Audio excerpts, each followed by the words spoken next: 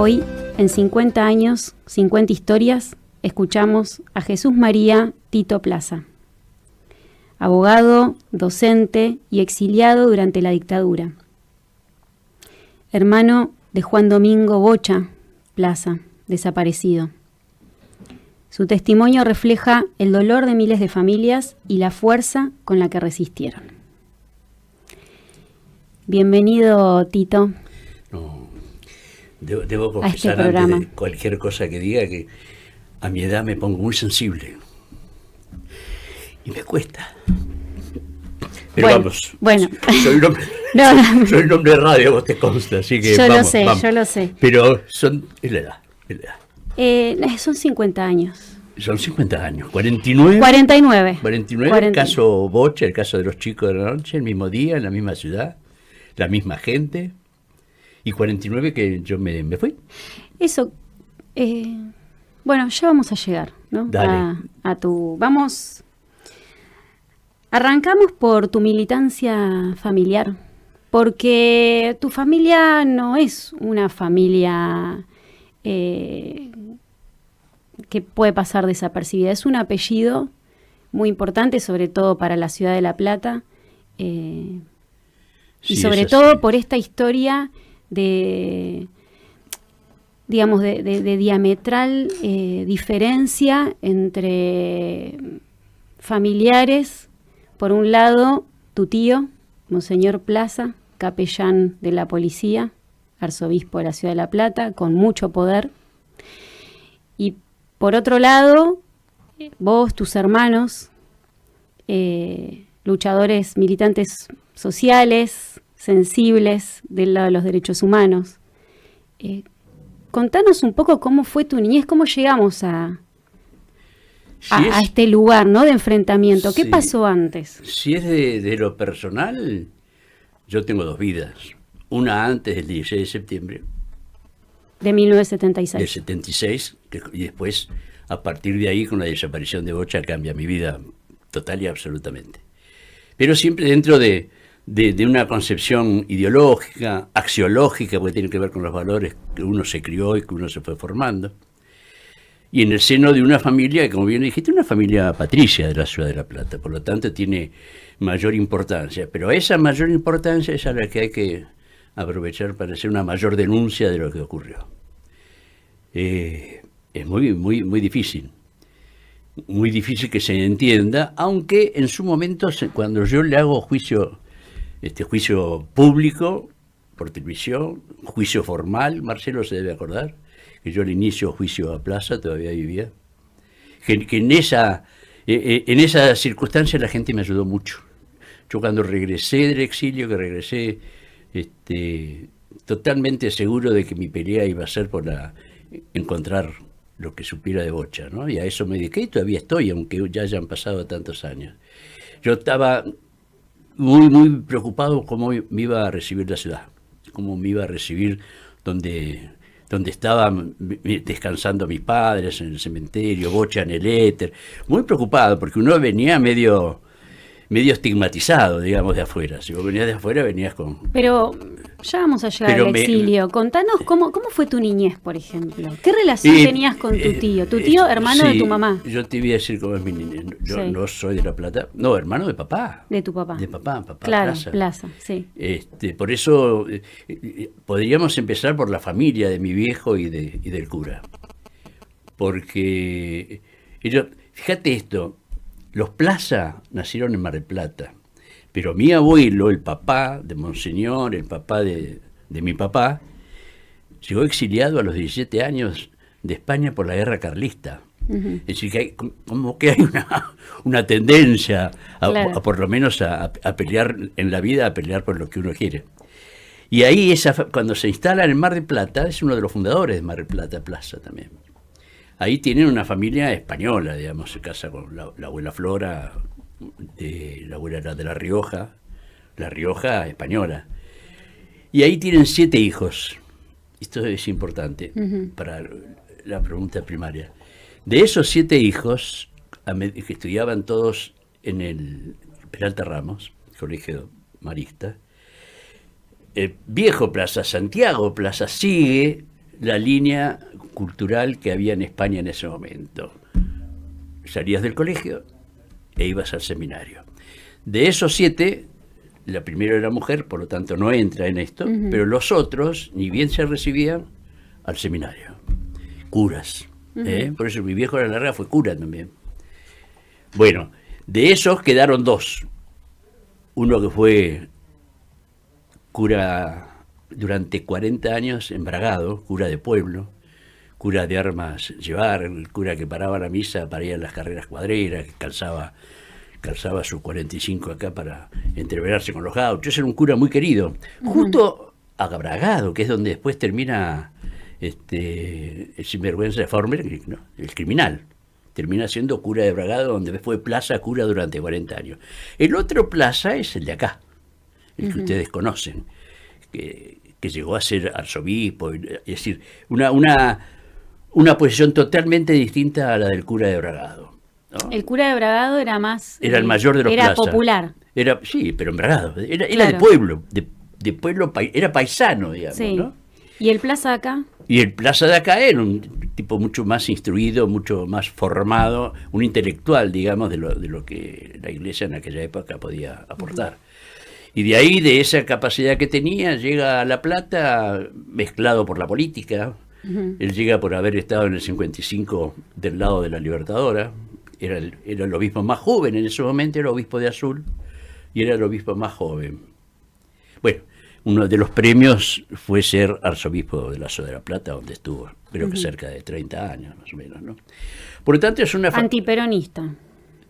Y Plaza no tenía Plaza era un pragmático de lo que hoy podríamos decir un pragmático de lo que se conoce por la derecha. Porque él, mira, voy a dar algunos datos que son quizá desconocidos. Él llega a La Plata como consecuencia de su participación y su aporte con los curas de la época. La Iglesia estaba enfrentada con el gobierno de Perón, habían expulsado a 2 arzobispos, Tato y Novoa, el famoso Tato y Novoa, la quema de las iglesias y demás. Había una disputa muy fuerte entre el clero de esa época y el peronismo de Perón, del segundo mandato de Perón. En esa confrontación de 2 corporaciones como la Iglesia, muy fuerte por cierto, como la Iglesia y la militar, porque recordemos que Perón era militar y de los más importantes. En esa confrontación, Plaza gana el 15 de septiembre del 55, ¿no? Es decir, mirá vos, 10 años antes. Y es premiado como todos en esa época, en su lugar. Y el premio era el arzobispado de la Ciudad de La Plata y el manejo, casi te diría la fundación de lo que es el actual seminario. Es decir, como dicen los chicos, esa fábrica de curas, ¿no? Bueno, eso era, Plaza lo tenía a su formación, era el encargado de la formación de cuadros de los clérigos. Un poco la historia para entender la pregunta original, que es que cómo me iba a mí, o qué hacía ¿Pero yo cómo acá. eran esas reuniones familiares? Bueno, ¿Se juntaban todos? o O sea, el Plaza Gaucho... Los hermanos se juntaban siempre. Siempre. ¿Y cómo se Siempre, peleaban, siempre. pero se El querían? lugar donde más se juntaron durante bastante tiempo, el Citibel. No se peleaban, eran reverencial con el arzobispo, porque era la luminaria de esa generación de hermanos. ¿Era el hermano Era el mayor? mimado, claro. No era el hermano mayor. No. Plaza del arzobispo mi viejo era el tercero, el cuarto, el quinto de los 7. Pero todos le tenían mayor respeto. Claro, total y absoluto. Él tenía un dominio, yo diría, intelectual sobre los hermanos. Además, su cargo de arzobispo, estamos hablando mitad del siglo pasado. En la mitad del siglo pasado, esas características de cargos y de instituciones tenían mucho más peso social que el que tiene hoy, que es más común. Así que el respeto al hermano que llegó, ¿no? Y además porque él tenía capacidad como para poder corregir y armar las vidas de los hermanos, ¿no? ¿Y tu papá? Bueno, ahí está. Cuando se produce ese premio, mi padre se dedicó a la política y siempre tratando de cuidar a su hermano. ¿Pero se dedicó a la política en qué sentido? Se dedicó a la política. Papá larga los hábitos, se casa, tiene hijos, nos tiene a nosotros, termina siendo profesor de historia, profesor de geografía, como era en aquella época también, y dentro de esa actividad era el protector de su hermano, digamos, ¿no? Terminó siendo el operador político de Monseñor Plaza durante mucho tiempo después. Esa era más o menos la función de mi padre, que es más que nada familiar, ¿no? ¿Pero la política porque era parte de algún partido, de alguna agrupación, o simplemente porque era un secretario del hermano? La historia, mi viejo es uno de los fundadores de la Democracia Cristiana, aquel partido que se creó casualmente como consecuencia del enfrentamiento de Perón con la Iglesia. La Democracia Cristiana que se origina, yo creo que se origina en la misma Italia, ¿no? Y llega acá, y acá junto con Mario Amadeo, el que fuera ministro de Relaciones Exteriores de Aramburu en su primer momento, y conforman la Democracia Cristiana, y a partir de ahí yo lo tengo como militando políticamente, ¿no? La Democracia Cristiana la manejaba, por supuesto, el clero argentino, ¿no? El partido político, que después tiene otras características, después se pone del lado de lo nacional y popular, la Democracia Cristiana se separa, se divide en dos, acuérdense, Sueldo por un lado, Allende por el otro, eran todos demócratas cristianos. Bueno, pero eso tiene que ver, la actividad de papá en ese tema, y se hace, el acercamiento, lo hacen con Frondizi. Y Frondizi empieza a ser, yo señalo para allá porque lo veo al cura, Frondizi llega a ser un íntimo políticamente hablando de Monseñor Plaza de la Ciudad de La Plata, porque fue quien le ayudó a solucionar aquel conflicto serio de la educación pública o educación privada en la Argentina, que se llamó la laica y la libre, que se llamó la ley que casualmente habilita a las escuelas privadas al mismo nivel que las escuelas públicas, donde pueden empezar a aparecer universidades privadas. Entonces Plaza lo apoya en dos manifestaciones que hubo en aquella época, en Plaza de Mayo para variar, multitudinaria las dos, una por el sí, otra por el no. La cuestión que la firma de Frondizi a la ley fue favorable a la propuesta de Plaza, ¿no? La enseñanza libre, se decía, mirá, más o menos. O sea, enseñanza libre le llamaban a la enseñanza a la doctrina católica. Claro, no, la enseñanza libre era la que no era del Estado. Claro. Es decir, claro, que no era la pública. Claro. Así que pero fue un conflicto muy serio. Pero de ahí nace toda una historia en la educación en Argentina. Las escuelas privadas, las universidades privadas. Bueno, el primer paso fuerte y fundamental lo dio Plaza y lo dio acá en la Ciudad de La Plata. Y ahí estaba papá.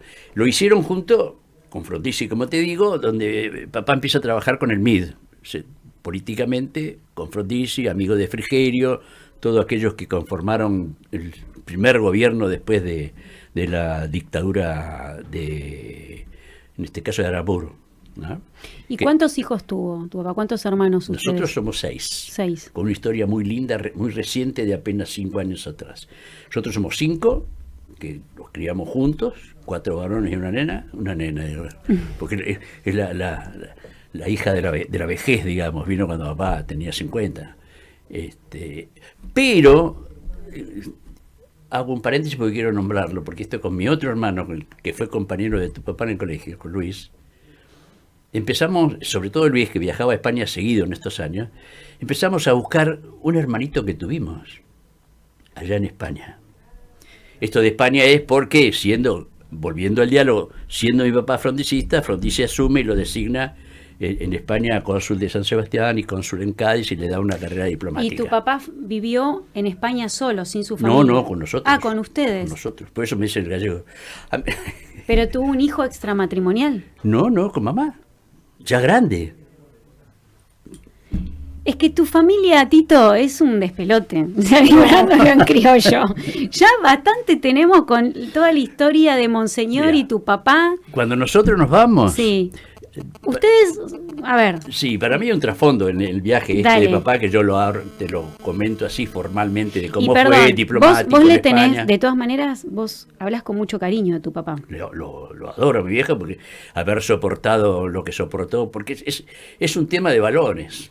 ¿Ya? Es un tema, es muy difícil entender y tener complicación ideológica con un hermano, porque hay una cuestión afectiva muy... usted debe haber pasado por eso, como, Así es. claro, como a mi generación. Así que yo papá lo entiendo desde ahí, pero su conducta, su actitud con nosotros, con los hijos, es maravillosa.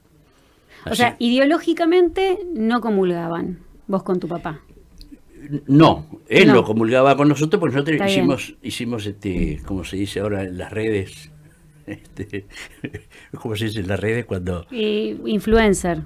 Influencer el que Ustedes- ejerce, pero cuando es que, No sé. cuando empieza a hablarse de una cosa en las redes, Tendencia. tendencia, Ahí está. salió. Bueno, no, pero es bueno lo que decís con el tema de papá y nosotros. Y tengo una anécdota muy hermosa. Papá siempre respondió políticamente al hermano. Esto está muy claro, lo que decía Plaza desde acá, desde 14, se hacía. Y él estaba encargado de instrumentarle. Este viaje a España, que papá es diplomático, para cerrar la parte formal de su viaje, que se trasladó con la familia, fuimos nosotros, los 4 varones con la nena, y nos quedamos allá en España 4 años, por eso nos dicen gallegos. Y al regreso, sí, ya vinimos y terminamos quedando acá en La Plata. Pero papá lo protegía desde lo político, era el operador, era el que Plaza le tenía confianza, digamos, ¿no? Como salvando la distancia, como la 3, la coimera. No la nombremos. Por eso, ¿eh? Bueno, digo, pero era actitudes muy comunes, por otro lado, ¿no? También una actitud condescendiente con su proceso fraternal con el hermano. Pero me imagino, ahora en realidad tenés razón, digo, debe haber pasado mucho esto, ¿no? En esa época que dentro de una misma familia hubiera tanta diferencia ideológica. Totalmente, y sobre y todo con mi enfrentamientos. generación. Ajá. Porque esta generación tan alabada por muchos, tan criticada por otros, nace desde el conflicto generacional, esto está muy claro. Claro. Donde el peronismo se introduce, claro. Claro, desde porque lo vos ideológico. tenés tu tío y tu papá de alguna manera antiperonistas. Sí, hasta que te voy a contar la anécdota. Dale, porque vos saliste todo lo contrario. Sí, y mis otros hermanos también. Ujú. Bueno, uno está desaparecido, Coco se exilió un poquito antes que yo, tenía un compromiso político militante superior al mío, trabajando en aquella época en la JTP, era muy complejo. Coco es mayor. Y bueno, y después estaba lo mío, que en realidad yo era un pequeño burgués medio perejil que ejercía la profesión defendiendo pesos, siempre dentro del peronismo. Pero no con un compromiso como el que tenía Coco, como el que tenía Bocha. Pues yo digo que cuando Bocha desaparece, me transforma. En esto de los hermanos, de papá papá se fue a España por una condición política y no diplomática. Esto es lo que yo sostengo después. Ahí es donde conozco a Perón. Perón estaba en Madrid, Puerta de Hierro. Estamos hablando del 58. ¿Vos qué edad tenías? Yo tenía 10. No, bueno, cuando estaba en España yo tenía 14, ya. Ujú. Pero cuando lo conociste a Perón, Yo no lo conocí, nunca lo vi a Perón, salvo, bueno, Sí. allá después, cuando regresa, allá en Gaspar Campos y demás, pero personalmente a Perón yo no lo conocí. ujú, Lamento mucho, pero estuve muy cerca siempre, pero no pude. Bocha quizás sí, porque Bocha en un momento fue custodia, ¿no? De cuando Perón llega, en fin. Pero yo no lo pude ver de cerca, pero sí supe de él allá en España. Cuando yo hacía de secretario de papá en el consulado, y papá me enseñaba o me obligaba a aprender a escribir a máquina. No existían estas cosas, era el tablero de la máquina de escribir y me enseñaba. Entonces yo me iba al consulado, actuaba como de secretario y mi viejo me iba tirando línea de lo que sea. Y entre la línea que me tiraba, me mandó a sacar estampillas de los sobres que le llegaban, porque él, no me acuerdo cómo se llamaban los que coleccionaban estampillas, era muy común en aquella época. Bueno, que en ese tema de las cartas venían las cartas de Perón. Las invitaciones a Puerta de Hierro, a tal reunión, a tal otra. Así que yo navegaba, era muy chico, navegaba en ese tema, y yo ya no tengo la menor duda de que era un enviado de contacto de Perón que nunca lo perdió con Plaza. Así que por eso digo que Plaza era un pragmático, Plaza Arzobispo, era un pragmático de la política. Así como enfrenta a Perón, lo premia a la Libertadora, le dan... estaba Pío XII en esa época. Sí, estaba Pío XII. Perdón, vos decís que Monseñor Plaza tenía vínculo con Perón Sí, a través sí, de total, el total. hermano que era tu papá. Eso es lo que yo deduzco. Ujú. Pero que tenía el vínculo, lo tenía el vínculo. No hay duda, porque después lo tiene. Después lo tiene. Le levanta la excomunión, acuérdense que Perón estaba excomulgado, y Perón en su estrategia de ampliar y volver y este proceso de unidad en la Argentina y resolver los conflictos entre hermanos, Perón asume otra posición frente a la sociedad, ¿no? Para un argentino es mejor que un argentino, ya no era para un peronista, lo mejor es un peronista. En esa actitud de Perón está Plaza, con mucha... Ay, bueno, en esa actitud de Perón está Plaza, y Plaza se acerca y es el que le levanta la excomunión por orden del Vaticano. Entonces ya hay un acuerdo. No obstante eso, que es más que nada de lo formal, de la alta política dirigencial, de lo que tiene que ver con el caudillo más importante que dio la Argentina el siglo pasado, y con la posición de la Iglesia en esa época que era muy fuerte. Más allá de eso, Plaza, cuando llega acá, asume una posición muy obrerista. Esto para charlarlo en otro momento, porque es interesante ver un poquito más a fondo, raspar un poquito la olla. Y él era el cura de los obreros de Berisso. Él tiene no hablaras mal de Plaza en esa época, en Berisso, sobre todo al sector obrero, al sector trabajador, ¿no? Una cosa muy, muy curiosa. Bueno, sin embargo, ya vemos cómo termina. Esto antes de la dictadura. Esto antes de la dictadura. O sea que hubo distintos periodos, y en ese periodo, cuando era el Plaza más cercano a los obreros, también era tu tío. Claro, claro. ¿Y era tu tío cariñoso? ¿Ustedes tenían vínculo? ¿Cómo? Nosotros no lo queríamos mucho, por lo menos, sí, nosotros, puedo decirlo. Más allá del respeto, porque le tenía mi viejo, y más allá de que lo respetaban porque si no se enojaba mi viejo, ¿no? Pero nunca tuvo simpatía con nosotros, porque personalmente tenía una personalidad que tenía, una personalidad muy de aquella época, en vez del cariño, el cachetazo, ¿no? ¿No? ¿Y cuándo crees el coscorrón, el tirón de orejas. ¿Y cuándo crees que se transformó en el Plaza de los Militares? No, yo creo que lo que te dije, Plaza era un pragmático. O sea, se transforma de acuerdo a los intereses. El golpe del 76 está del lado del ganador.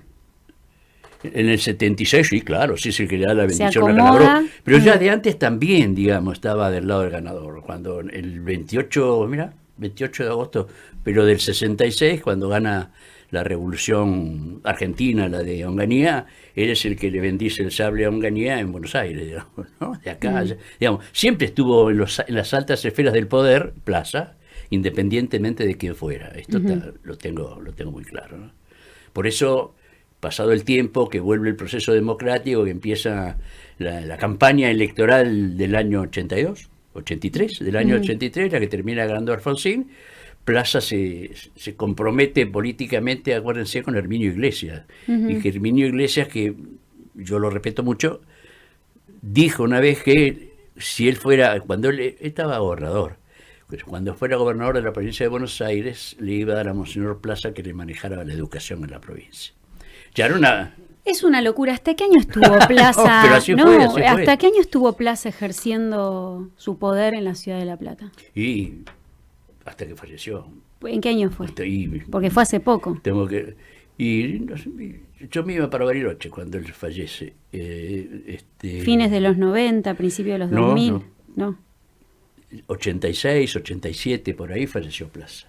Ah, pensé que después. Bueno. No, por ahí falleció Plaza.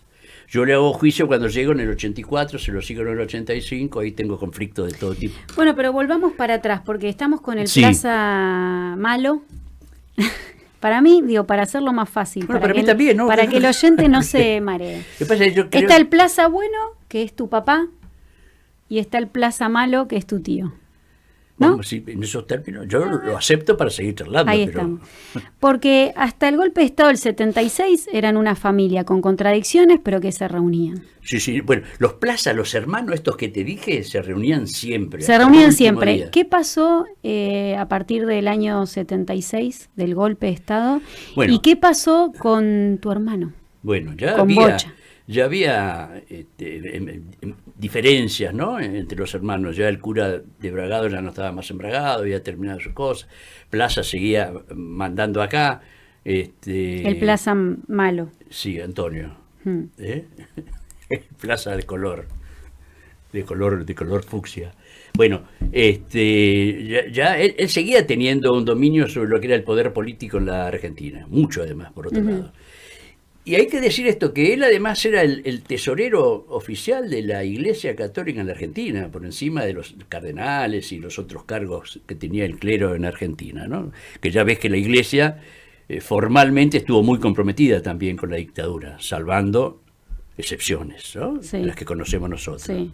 Bueno, que son importantísimas, y muchas víctimas, como Angelelli, ¿no? Pero bueno, había un sector muy fuerte que era el que manejaba institucionalmente la Iglesia, que era que comandaba Plaza desde su posición de referente, ¿no?, de ese grupo, y que además, reitero, era el que manejaba el tema del tesorero de la Iglesia Católica en Argentina, que lo manejaba con los fondos de las universidades privadas, los colegios privados, ¿no?, de la privatización de la educación.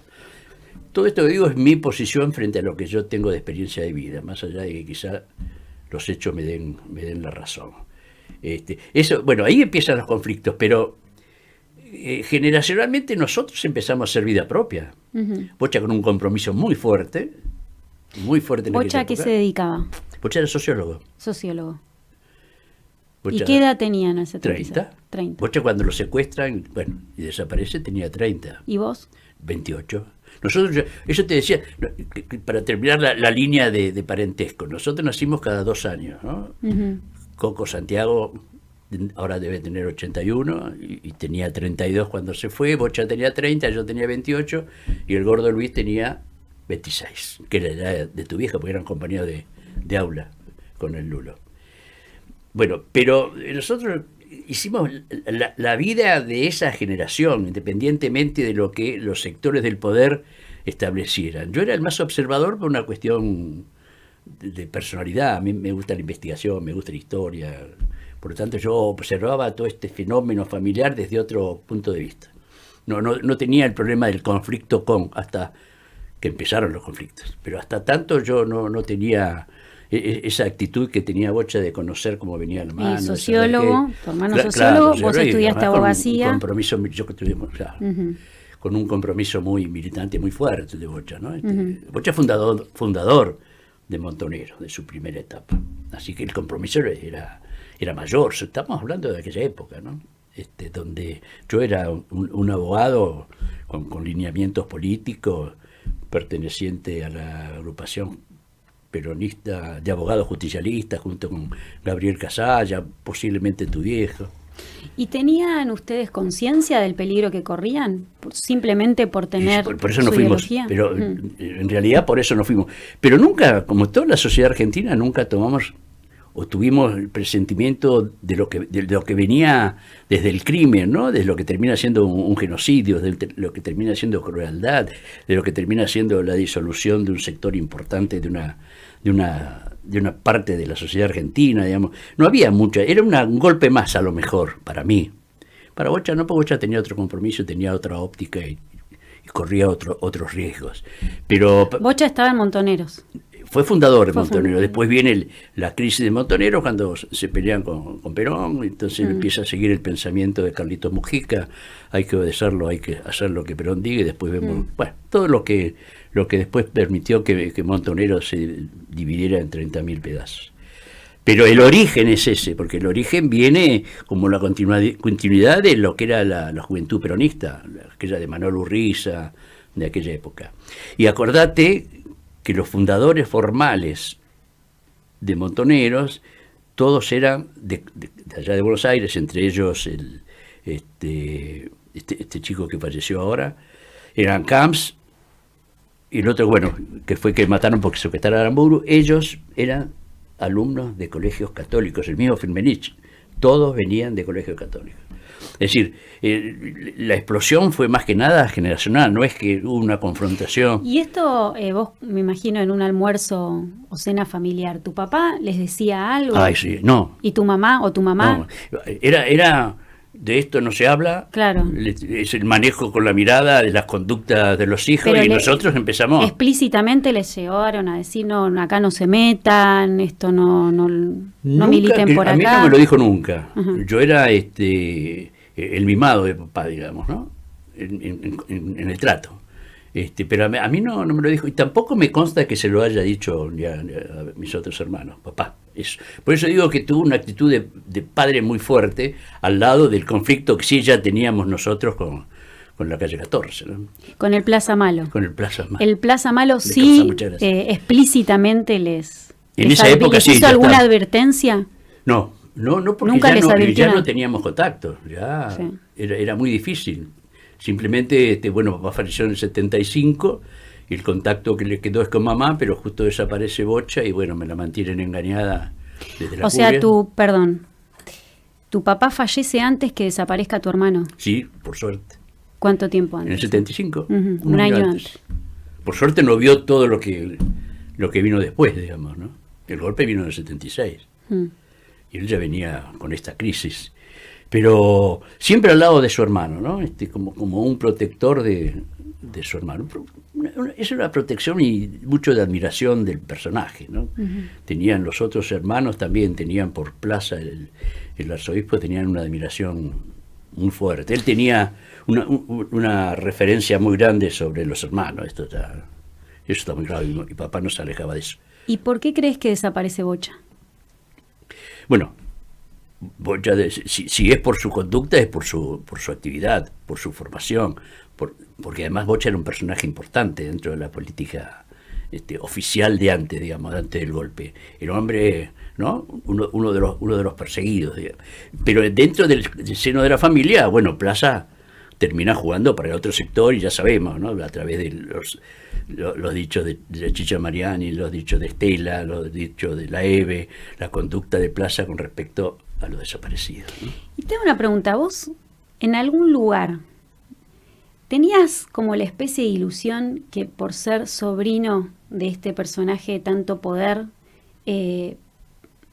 iban a estar de alguna manera a salvo? Yo nunca lo pensé, porque siempre pude hacerlo por mí, digamos, ¿no? Nunca necesité. Sí lo hubiera querido hacer por Bocha, pero él es el que no quiso. Yo a Bocha lo escondí en la Isla Paulino, junto con mi hermano menor, durante un tiempo, porque lo buscaba el ejército, pero siempre confiando en que nosotros podíamos solucionar ese tema. Fallece papá, quedamos solos, el Coco estaba trabajando en su militancia de la JTP, de trabajador, era delegado del Banco Río. Y ustedes ya estaban viendo que desaparecían personas. Mi tarea era casualmente la de defender a los compañeros que caían presos, a los que empezaban a desaparecer, ¿no? Claro. Pero nunca en esa concepción grotesca de lo que ocurrió después. ¿Creías que eran casos aislados? No, yo era el más inocente de todos, pero evidentemente si lo tuvimos que esconder a Bocha durante un tiempo, casi un año antes que desapareciera, porque lo perseguía el ejército, algo tampoco éramos tan inocentones con este aspecto. Pero nunca, y esto sí, apelamos a Monseñor en ese tiempo. Pero ¿qué ocurre? Que esto también tiene que ver con las personalidades. Cuando yo me voy, hace exactamente 49 años que te contaba, hablo con Bocha de esto, que Bocha ya había salido, ya estaba, se quebró. No quería saber más nada de estar escondido, oculto y todo lo demás. Muy, muy, muy complejo. Entonces me despide, cuando nos despedimos... ¿Pero vos por qué te vas? ¿A vos te avisan? Sí, a mí me avisan. No, yo estaba en una lista. Estábamos los tres en una lista. ¿Los tres eran de...? En la misma lista. Como yo era estaba en ese trabajo complejo de la defensa de compañeros, que llegaban madres con chicos que no estaban más, o las novias que venían a verme, que el novio no estaba, en fin. Como yo estaba en eso, me llegaban, ojo con cuidá otro. ¿Y vos qué hacías? ¿Te llegaba esto y ibas y presentabas? Yo actuaba como abogado. Como abogado. con las trampas Poder que me fue judicial, enseñando la vida. Falta esta persona. Yo llegué a estar hasta en Casa de Gobierno, en Casa Rosada, que estaba en el Ministerio del Interior, en una entrevista con Armendáriz. Armendáriz, no, el que era ministro del Interior. Bueno, ya no me acuerdo, un milico más. Pero yo haciéndome pasar por otro abogado. Yo me hice pasar por abogado de la curia platense, entonces me abrieron rápido las puertas. Pero eso ya forma parte por tu apellido. De la picardía, ¿no? De hacerme pasar por abogado de que no era. Pero llegué a donde estaba y descubrí que este compañero que yo iba a ver dónde estaba ya estaba desaparecido. Es decir, pero eran todas no éramos conscientes de la tragedia, por lo menos yo no era consciente de la tragedia que se avecinaba. Ya era trágico lo que ocurría, pero no de la dimensión que toma al poco tiempo, digamos, ¿no? Por eso te dije al principio que cuando desaparece Bocha es cuando cambia mi vida, donde tomo conciencia de la tragedia. Vos te das cuenta que vos un poco sentido el peligro tenías, sí, porque claro, estabas buscando personas que estaban desaparecidas desde tu rol de abogado, habías guardado a tu hermano un tiempo en Isla Paulino y decidís, porque ya tenías un hijo y con tu mujer, me imagino que un poco para proteger la familia. Totalmente. Exiliarte. Sí, sí. Porque pero además me llegó el informe, andate. Y fuiste a México. Me fui a México. ¿Nunca te imaginaste que no ibas a volver a ver a tu hermano? No, para mí Bocha desaparece a los 15 días. Yo me voy el 28 de agosto y Bocha desaparece el 16 de septiembre. Es decir, yo ni siquiera me había todavía establecido donde estaba, en México, ¿no? País desconocido, gente desconocida, todo lo que significa el desarraigo y empezar a convivir con gente que vas a empezar a conocerlo ahí. En esa lucha mía por ubicarme, un nene de 2 años, la flaca y todo, ¿viste? Conseguir laburo y un montón de cosas más, en esa lucha existencial que teníamos en México, me avisa mi hermano menor que lo habían chupado a Bocha. Para mí fue un golpe durísimo, porque yo lo dejé, ¿no? Hay que ubicarse en los tiempos, ¿no? Quizás hoy mi actitud fuera distinta, pero yo lo dejé. Yo me fui y él se quedó porque quiso, esto también hay que decirlo. No lo dejaste. Bueno, pero hay que ubicarse en las... Vos me preguntaste cómo... Vos tomaste la decisión de irte, sí, y él tomó la decisión de quedarse. Sí, él me ayudó a tomar la decisión, ¿eh? ¿Y por qué él decidió quedarse? Bueno, yo insisto que él se quebró con lo que pasó, él quedó muy mal con la muerte de papá, él decía que papá se había muerto por culpa de él. ¿Por qué? Y por las cosas que él hacía, digamos. De temor, de miedo. Claro. Sí, siempre fue muy culposo y no, creo que eso no se lo pudo sacar nunca. De todas maneras, yo con él ya tenía un diálogo mucho más formal desde lo técnico jurídico, porque yo lo defendía como abogado, digamos, a él, a quien él me indicaba, muchos que todavía pululan por acá. Yo era el abogado de ellos y era el abogado de él también. Yo era el que lo cuidaba, yo era el que lo iba a sacar a la comisaría, en fin. Había una relación mucho más elevada, o por lo menos diferente a la del hermano. De todas maneras era mi hermano de mayor contacto, ¿no? Lo que nos llevábamos mejor, independientemente que a Bocha ya se lo empezaba a respetar dentro del ámbito fraternal como un personaje muy especial. En realidad Bocha era el dirigente que hoy no tenemos, lo tengo claro. ¿Tenía hijos? No. Bocha no tenía hijos.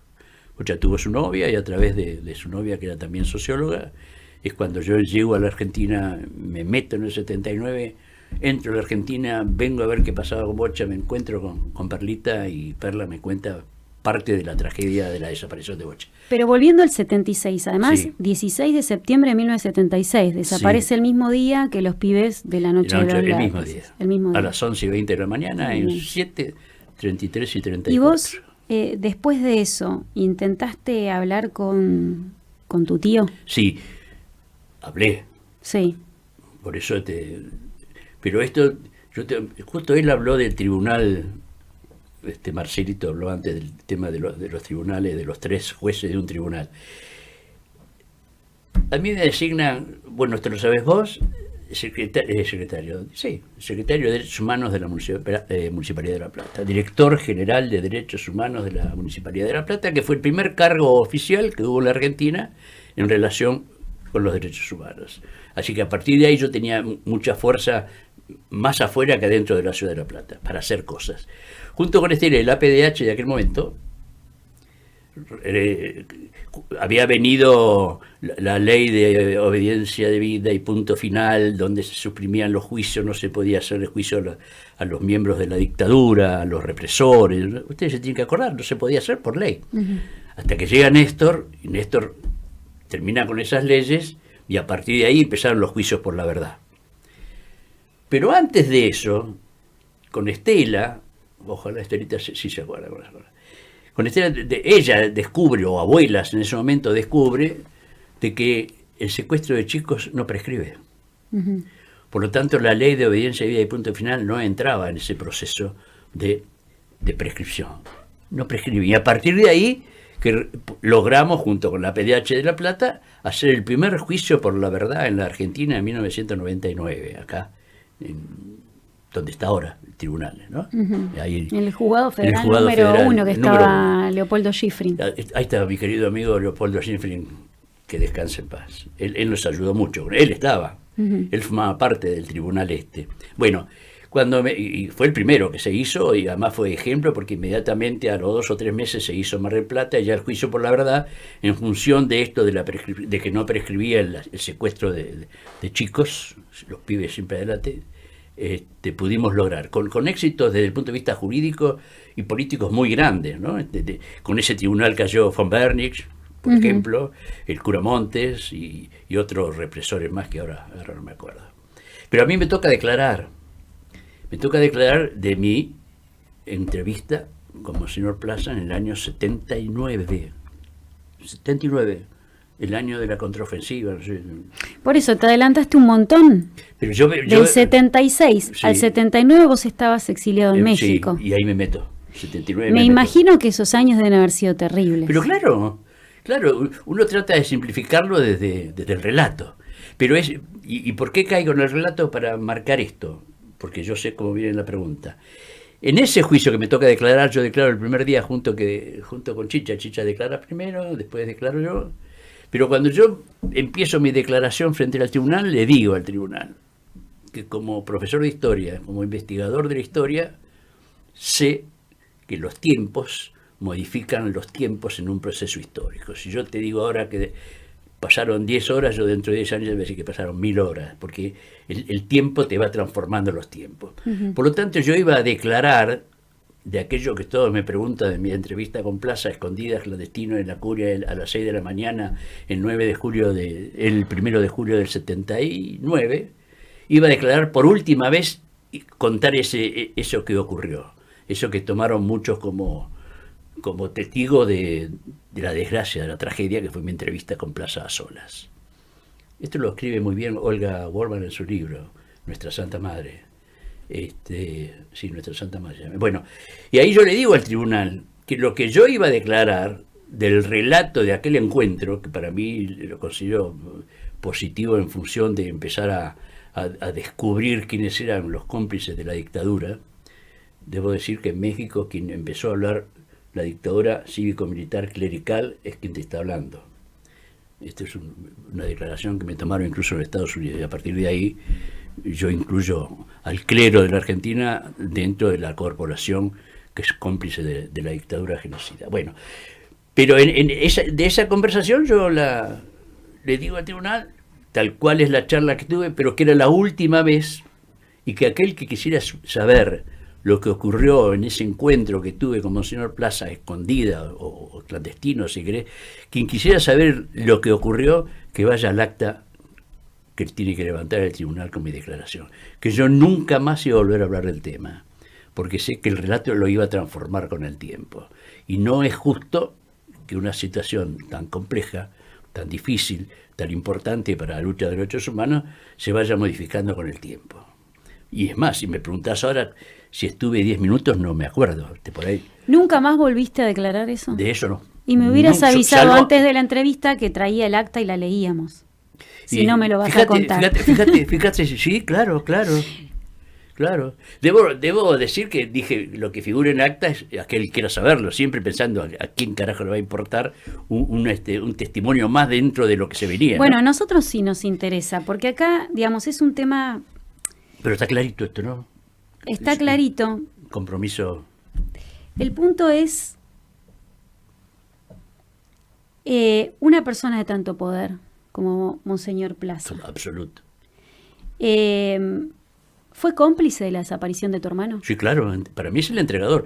Esto se hizo público, por eso cuando yo regreso ya en forma definitiva en el 84. Entonces vos en el 79 le fuiste a pedir explicaciones o le fuiste a preguntar dónde estaba. No fui a pedir explicaciones. Le fuiste a preguntar dónde estaba. Claro. Y no el diálogo fue muy corto, por eso te digo que quizá el diálogo duró 2 horas y para mí duró 2 minutos.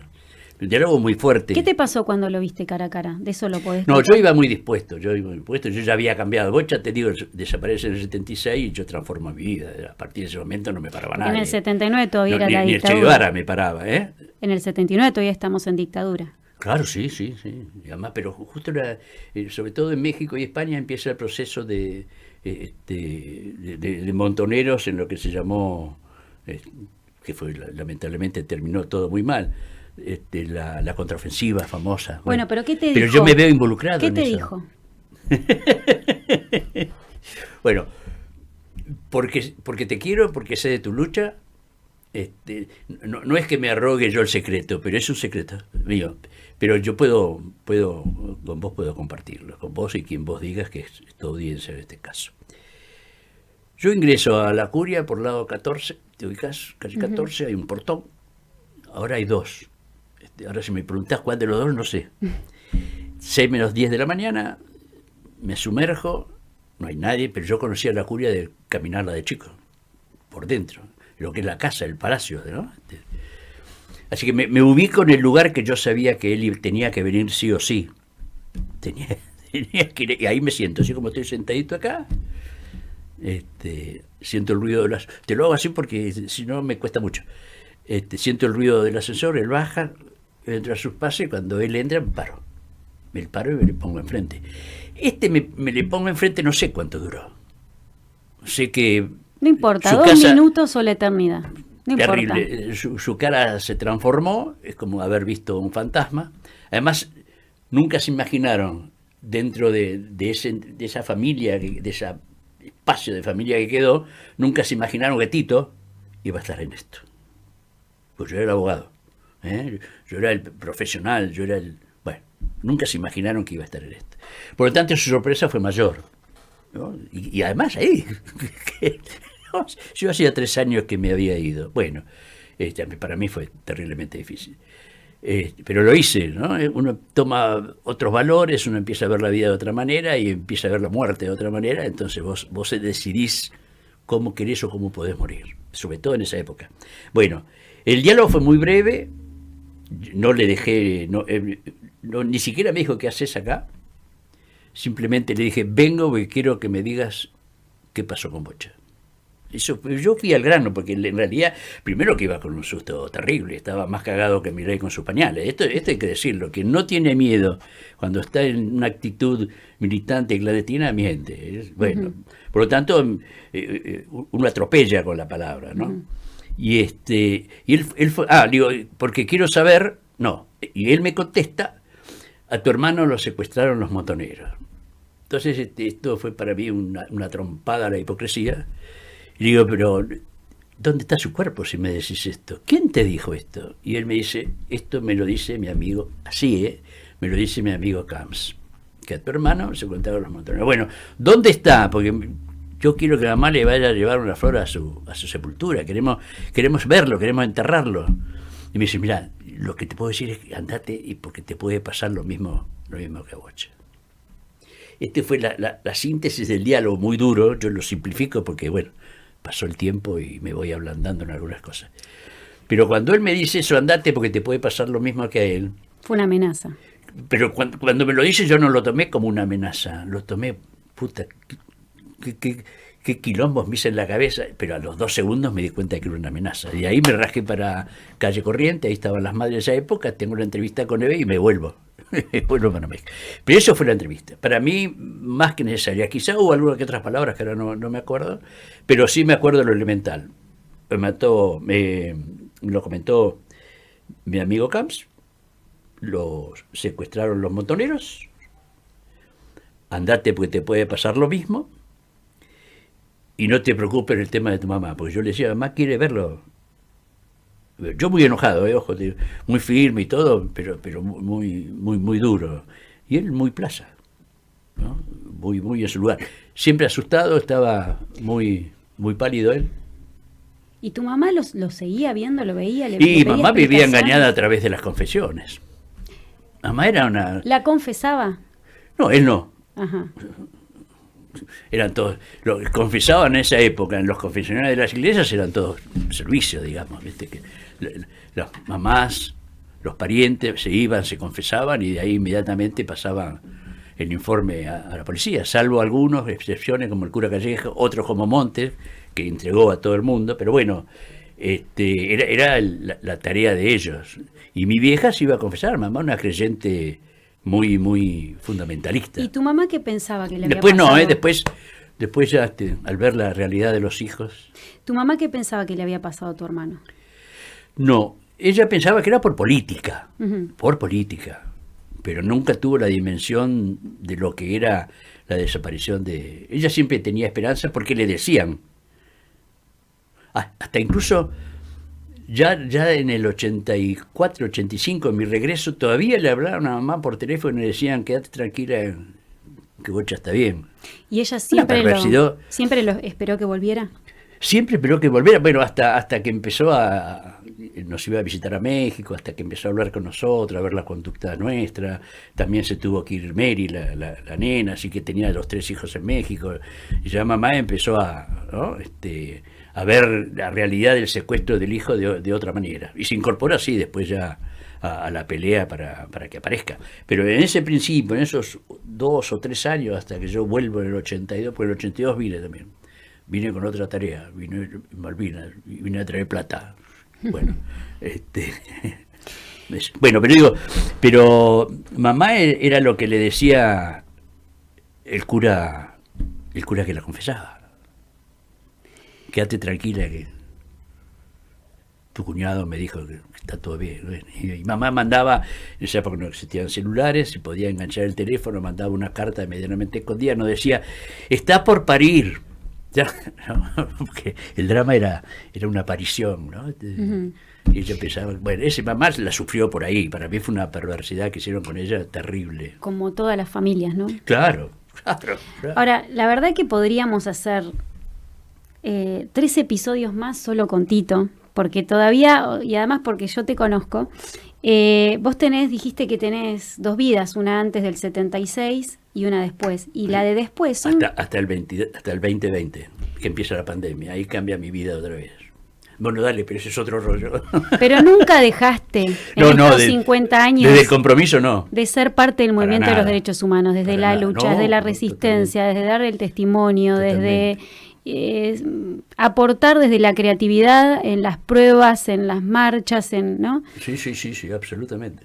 ¿Y qué significa para vos contar esta historia todavía, después de tantos años?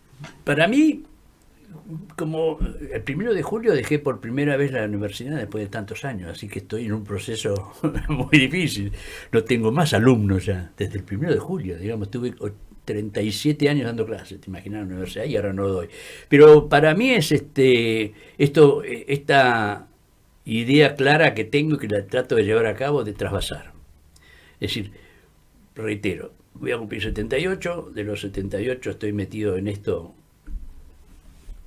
muchísimas horas, nervios, sangre, todo lo que se te ocurra decir, muchas aventuras, pero a partir de ahí yo digo, mi vida no puede ser desperdiciada si es que todavía yo tengo intención de que sirva para la lucha. Hoy, más claro que nunca, el negacionismo está instalado en la Rosada, por graficarlo de alguna manera, por lo tanto mi lucha tiene que seguir. Ya no en las mismas condiciones, bueno, porque hay algunas diferencias, ¿no?, que provoca el tiempo. Pero mi idea es el trasvasamiento. Entonces, mi idea de contar y de narrar esto, y cada vez trato de hacerlo con mayor detalle, es para trasvasarlo. Porque tengo nietas, porque sé que me escuchan, me quieren, digamos, marco una referencia del tema de la defensa de los derechos humanos. Y los derechos humanos de los fuertes, digamos, ¿no? Uh-huh. No del derecho humano contaminado con la política hipócrita. Esto también lo tengo que decir. Pero bueno, Pero mi idea es esa, el trasvasar, por eso vengo acá, que me escuchen, como tengo una especial admiración, un cariño por vos. Vos conoces otras compañeras mías que te conocen por tu actividad sindical, en fin, vengo. Porque yo casi cuánto hace que no salgo con esto, simplemente escribo, aprovecho las redes y demás y hago mis cositas, aunque a partir de la semana que viene empiezan a hacerme una biografía, así que bueno, por ahí. Bueno, pero digo, mi idea es esa, cuando sí. vengo cuando hablo del tema, no me cuesta hablar, no lo sufro, no me vibra tanto, porque hay un objetivo detrás, que es el trasvasamiento. Esto. Así como hablo con mi nieta, y creo que he logrado bastantes cosas con eso. Bueno, gracias. No, gracias Gracias a vos, por Nina. haber resistido, por haber sobrevivido, por Sí, haber eso- tomado eso es decisiones correctas eso es un para, milagro. para llegar hasta acá. Fueron decisiones tuyas. Y gracias por seguir transmitiendo esta historia y por haber sido parte. Tenemos un regalo, pequeño presente del equipo A para ver. vos. A todos les preguntamos lo mismo para cerrar. ¿Qué ves? 50 años. Bueno, veo 49 años que se fueron, pero que volvieron. Y que acá están. 16 de septiembre empieza a cambiar mi vida, del 76. Ahí lo veo. Y si yo me miro, esto lo hago con las fotos, ahí estoy viendo mis dos ojitos medio llorosos, pero lo estoy viendo a Bocha. Y la verdad, no es una pose, lo estoy viendo a Bocha. Es que seguramente él está acá, con vos Sí, y con sí, tu sí, testimonio. sí, Gracias. sí, gracias a ustedes, gracias a ustedes.